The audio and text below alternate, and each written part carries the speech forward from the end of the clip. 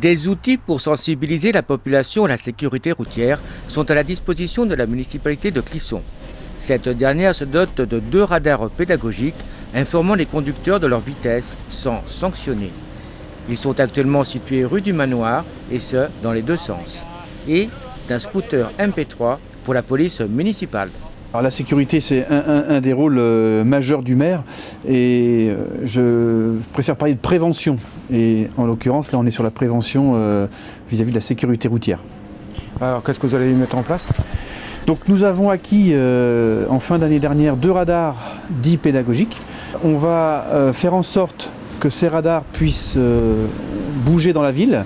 Donc aujourd'hui, on a eu une demande des habitants du quartier qui nous signalait qu'il y avait beaucoup de dépassements de vitesse. Ici, on est limité à 30.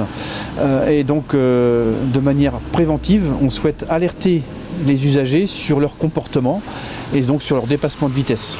Mais que faire une fois les données connues ?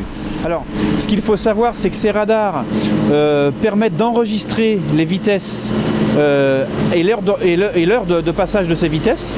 Donc, on aura une carte informatique que l'on pourra analyser.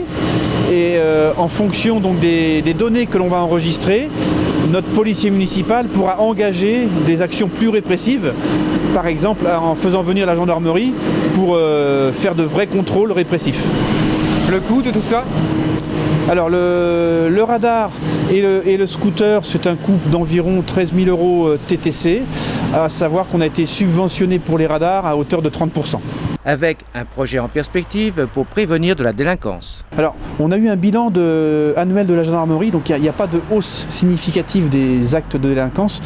Malgré tout, on va délibérer en conseil municipal pour créer un outil qui s'appelle le Conseil local de prévention et de sécurité de la délinquance. Donc, c'est une instance qui se réunira pour définir des objectifs de prévention.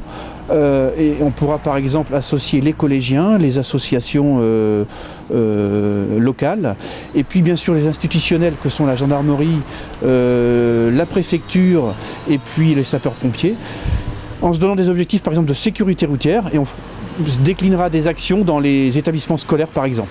Et un nouvel outil, un scooter MP3 pour la police municipale. Alors tout à fait, c'est une demande que j'avais fait l'année dernière. Donc cet outil va me permettre, en plus de mon véhicule, de pouvoir accéder, je dirais, à des endroits où je n'avais pas l'habitude d'accéder en véhicule, d'avoir davantage de mobilité. Et puis ça va me permettre aussi de pouvoir aussi me stationner dans des endroits où je ne pouvais pas faire avant mon action de prévention. Donc pour moi, c'est quelque chose qui va être un plus pour mon métier et aussi en termes de visibilité. Et vous pouvez communiquer plus facilement, je crois.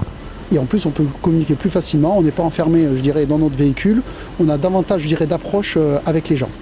Donc plus dissuasif aussi ? Plus dissuasif aussi, tout à fait. Avec un armement qui devrait évoluer. Alors la demande est partie en préfecture, donc on attend la réponse. La demande, c'est simplement de l'armement en catégorie D, donc c'est bâton de défense et bombe lacrymogène pour se protéger individuellement ou pour pouvoir protéger en fonction de la situation, tout simplement. Clisson, petite ville et petite délinquance. La délinquance, il y en a partout, à toutes nos portes, qu'on soit en zone rurale ou urbaine ou périurbaine. Après, il y a différents degrés de délinquance. À Clisson, on a notre délinquance aussi. Voilà, les gendarmes communiquent aux élus leurs statistiques. On en a un petit peu comme toutes les villes qui sont sur le secteur ou en périphérie nantaise. À bien noter, outil avant tout préventif.